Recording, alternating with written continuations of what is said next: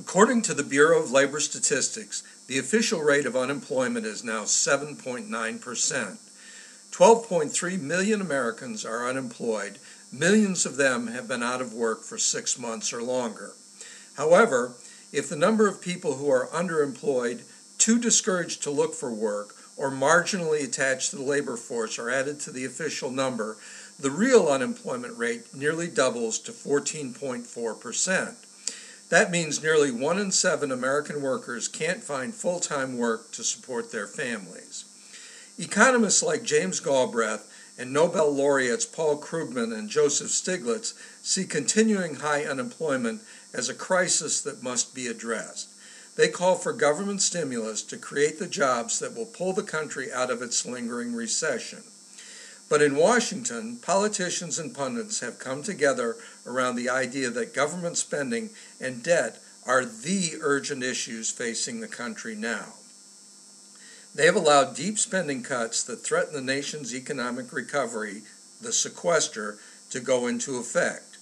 As a result of the sequester, hundreds of thousands of teachers, nurses, construction workers, and federal employees such as food inspectors, airport security, FBI agents, and others will lose their jobs. That will raise the official unemployment rate back to 9%, reduce projected growth this year by 2/3, and push the economy back into recession.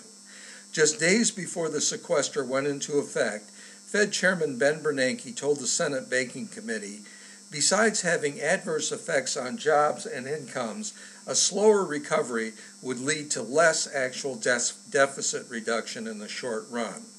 And that's the great irony of Washington's budget-cutting mania. As we've learned from Europe, self-imposed austerity is self-defeating. Far from being a solution, it makes things worse, not better. Laid-off workers stopped paying taxes and began to collect unemployment. Those who used to have employer-sponsored health insurance began to rely on the government for their care. As joblessness persists, desperate workers turn to food stamps to get enough to eat. That has a ripple effect on the economy as a whole.